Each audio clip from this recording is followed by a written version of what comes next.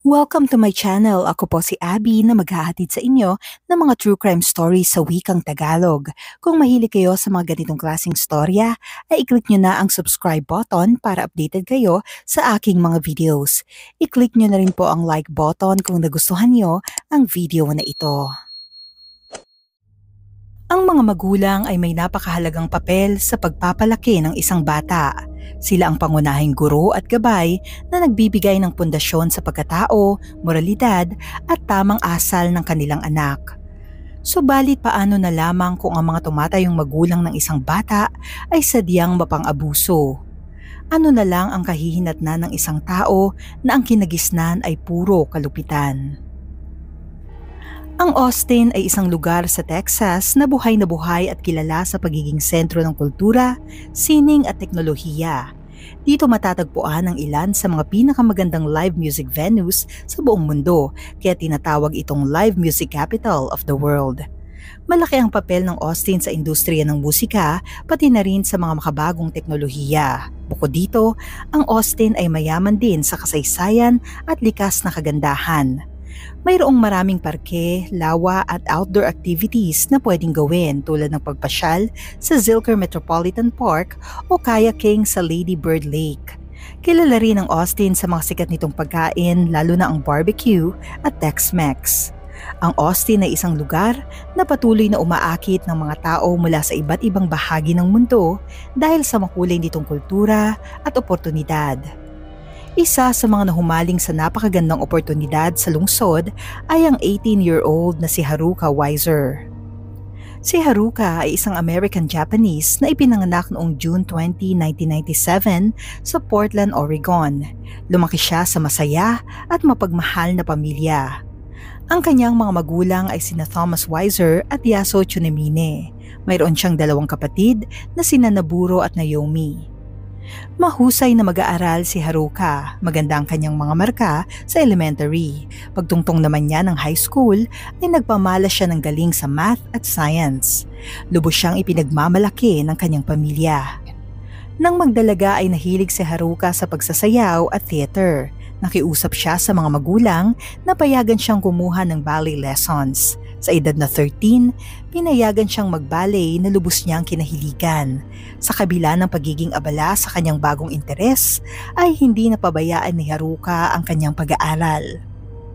Nang makagraduate ng high school, nagpasya si Haruka na ipagpatuloy ang pag-aaral sa kolehiyo. Nalulungkot man ang kanyang pamilya at mga kaibigan sa kanyang pag-alis, suportado nila ang dalaga sa pagtupad ng kanyang mga pangarap sa buhay. Noong taong 2014, nagtungo si Haruka sa Austin para mag-aral. Kumuha siya ng 2 degree sa University of Texas.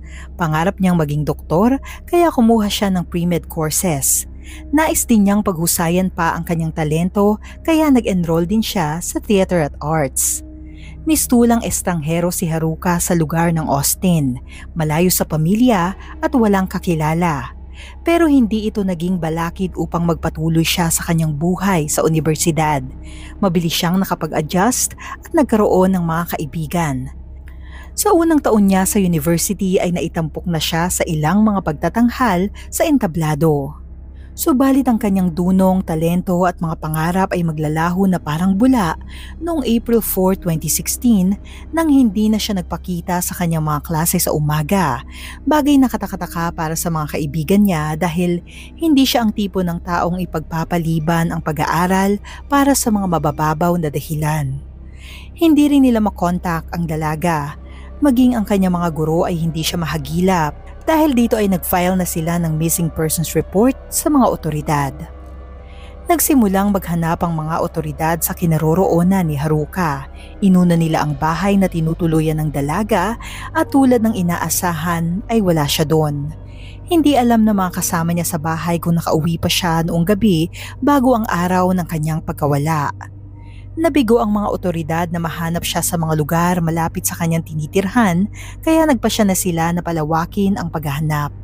Siniyasat nila ang campus at sa puntong yon ay nadiskubre nila ang malagim na katotohanan. Sa likod ng isang gusali ng university ay ang isang sapa na tinatawag na Waller Creek. Sinuyod nila ang lugar at doon ay natagpuan nila ang isang dalagang wala ng buhay. Ang babae ay nakaipit sa pagitan ng dalawang malalaking bato sa gilid ng sapa. Natatakban siya ng mga dahon. Walang saplot ang isang bahagi ng kanyang katawan at nakitaan siya ng mga injury. Isang lubid ang nakapulupot sa kanyang leeg na hinihinalang dahilan ng kanyang pagkamatay. Natagpuan din sa lugar ang isang pares ng salamin sa mata at martilyo. Suspecha ng mga pulis ay may kaugnayan ng mga gamit na ito sa krimen. Itinapon ang labi ng biktima sa creek 24 hours nang nakalilipas bago ito matagpuan. Dahil hindi pa natutukoy ang salarin, nag-issue ang mga otoridad ng alert sa university at mga estudyante nito. Iniwasan ng mga estudyante ang paglalakad mag-isa sa paligid ng campus. Grupo-grupo sila kung maglakad. Sa pamamagitan ng mga surveillance camera, natukoy ng mga otoridad ang rutang dinaanan ng biktima noong gabi ng kanyang pagkawala. Sa isa sa mga footage, namataan nila ang isang lalaking nakasakay sa bisikletang pambabae na ang kulay ay mukhang pula o kaya naman ay pink. Ang lalaki ay may dalang bag. Upang matukoy ang identity ng lalaki, isinapubliko ng mga otoridad ang CCTV footage. Bagamat wala pang tumatawag sa mga otoridad na nakakakilala sa kanya, ang mga kaibigan ni Haruka ay pamilyar sa bitbit niyang duffel bag. Suspecha nila ay pag-aari ito ni Haruka. Matapos isapubliko ang video, ang Austin Fire Department ay nakipag-ugnayan sa mga pulis para sa nakakabahalang impormasyon. Noong gabing nawala si Haruka, nakatanggap ng report ang fire department tungkol sa namataang sunog sa Medical Arts Street. Nang kanilang puntahan, natagpuan nila ang isang homeless na lalaki na nagsusunog ng mga gamit sa isang abandonadong gusali. Ang dahilan ng lalaki sa kanyang pagsusunog ay para mapanatiling mainit ang paligid, bagay na karaniwang ginagawa ng mga homeless lalo na tuwing panahon ng taglamig. Ang lalaki ay dinala ng mga otoridad sa LifeWorks na isang shelter para sa mga homeless. Subalit matapos mapanood ang footage, nakilala ng mga bombero ang lalaki sa video na siya ring lalaking homeless na dinala nila sa shelter. Pinuntahan ng mga pulis ang lugar kung saan nakitang nagsusunog ang lalaki. Doon ay natagpuan nila ang pulang bisikleta na mismong nasa footage. Natagpuan rin nila ang isang sapatos, sunog na notebook ng estudyante at isang black jacket. Sa bulsa ng jacket nakuha nila ang isang resibo na may detalye ni Haruka. Walang dudang may kinalaman ng lalaking homeless sa sinapit ng biktima. Nagtungo ang mga otoridad sa shelter para hanapin ang binatang homeless na siyang itinuring nilang suspect. Natukoy nila ang pagkakakilanlan ng lalaki na si Mikhail Kreiner, 17 years old. Inaresto siya sa kasong tampering with evidence. Matapos makatanggap ng search warrant, siniyasat ng mga pulis ang mga gamit ng suspect. Doon ay natagpuan nila ang isang MacBook na may Portland sticker na napag-alamang laptop ni Haruka. Dahil dito, ang kasong tampering with evidence ay napalitan ng suspected murder. Sa isang press conference, inanunsyo ng Austin Police Department na nasa kustodiya na nila ang suspect. Plano nilang sampahan siya ng first-degree murder. Pero sino nga ba si Mikhail at ano ang kanyang tunay na pagkatao? Si Mikhail ay ipinanganak noong taong 2000. Ang kanyang ina ay lulong sa alkohol at ipinagbabawal na gamot. Dahil panay ang kanyang pag-inom noong nasa sinapupunan pa lamang ang bata, na-diagnose si Mikhail na may fetal alcohol syndrome nang siya ay isinilang. Matindi ang epekto ng ganitong kondisyon sa brain development ng isang bata. Para sa kaligtasan ni Mikhail ay inilayo siya sa kanyang ina pagkapanganak sa kanya. Subalit tila hindi rin maganda ang mga sinapit niya sa pag-aalaga ng ibang tao. Pinagpasapasahan siya ng kanyang lola at isang foster homes kung saan parehas siyang nakaranas ng pang-aabuso. Dahil sa kondisyon niya simula ng sanggol pa lamang, masyadong mabagal ang kanyang development ikumpara sa normal na bata. Matagal bago siya natutong magsalita. Iwan na rin siya pagdating sa edukasyon dahil sa paghinto niya sa pag-aaral ng maraming taon. Hindi na naidetalya sa media ang aktwal na pang-aabuso na naranasan niya sa foster care. Pagdating naman sa kanyang lola ay maraming beses nang rumisponde ang mga pulis sa mga report mula sa mga kapitbahay tungkol sa pangmamaltrato niya sa sarili niyang apo. Ang pinakamalalang insidente ay noong taong 2009 nang masaksihan ng mga kapitbahay ang lola na sinasaktan ng apo sa kanilang bakuran. Sa tindi ng kanyang dinanas ay namaga at di na maibuka ni Mikhail ang kanyang mga mata. Inaresto ang kanyang lola pero nakalaya rin matapos magbayad ng $2,000 bilang multa. Sa kabila ng pagpapahirap sa kanya para kay Mikhail ay pinalaki siya ng maayos ng kanyang lola. Sinabi rin niya na mabuting tao ito.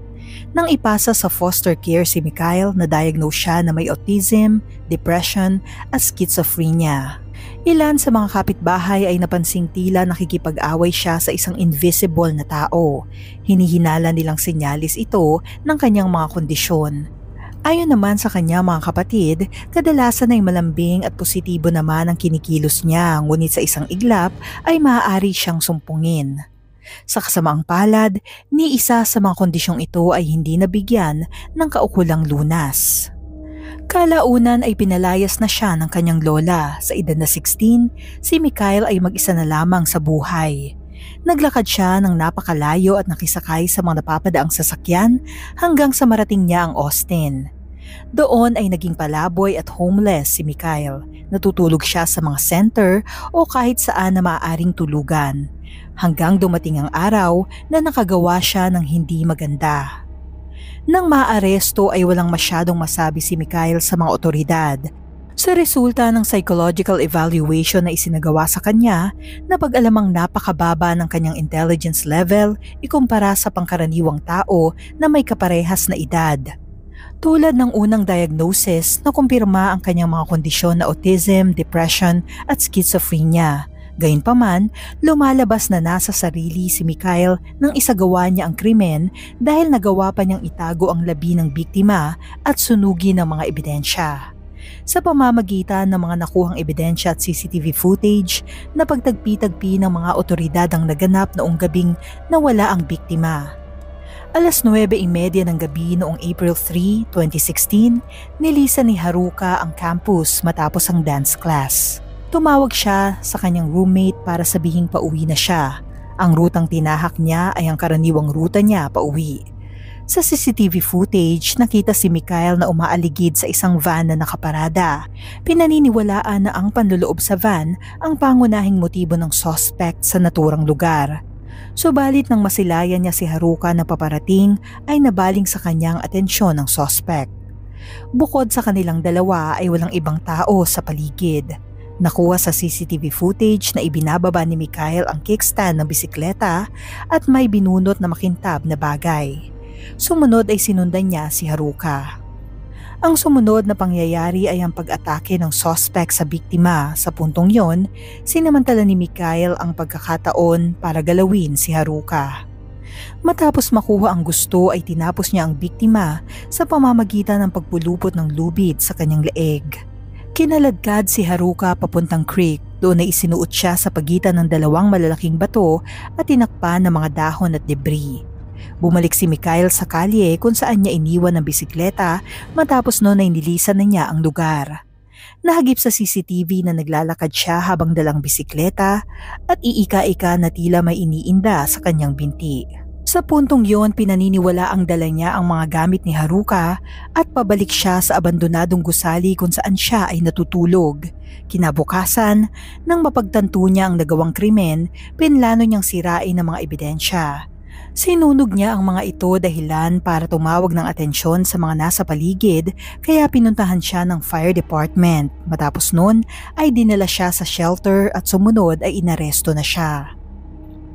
Pagsapit ng June 2016, formal siyang sinampahan ng kasong murder, robbery, attempted kidnapping at sexual assault. Itinakdang magsimula ang trial noong March 2017, subalit naudlot ito at nagkaroon ng matinding delay dahil sa DNA processing. Nagsara ang forensics lab ng Austin Police Department mula July 2016 dahil walang sapat na experience at training ang mga staff. Nang simula ng pagpaprocess, hanggang 20 DNA samples lamang kada buwan ang maaring isagawa para sa Austin Police Department, kaya matinding delay ang inabot ng mga apektadong kaso.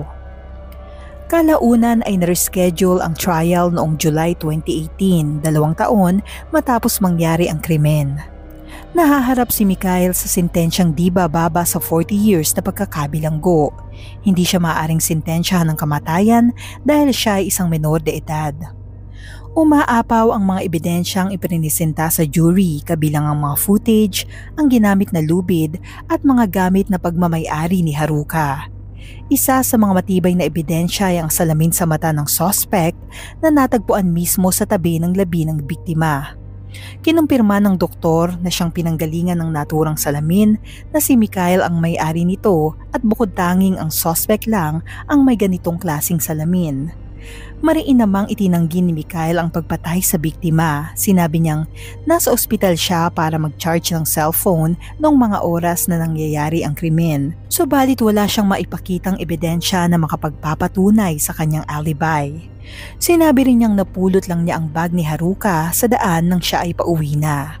Walang kapasidad si Mikhail na magbayad ng magaling na abogado kaya nagpasya na lamang siyang ipagtanggol ang kanyang sarili. Inilatag ang mga ebidensya sa jury. Mahigit 10 oras ang itinagal bago sila makapagdesisyon para sa magiging hatol sa nasasakdal.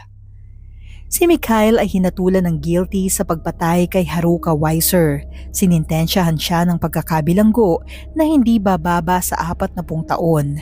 Matapos ang 40 years ay maaari na siyang makalaya sa pamamagitan ng parole. Naroon ang pamilya ni Haruka nang ibaba ang hatol sa salarin. Sa puntong yon, sinabi ng kanyang ama na hindi namatay si Haruka nang walang kabuluhan. Sa kanyang pagkamatay ay posibleng ilang buhay ang nailigtas dahil maaaring masundan pa ang nangyari sa kanyang anak.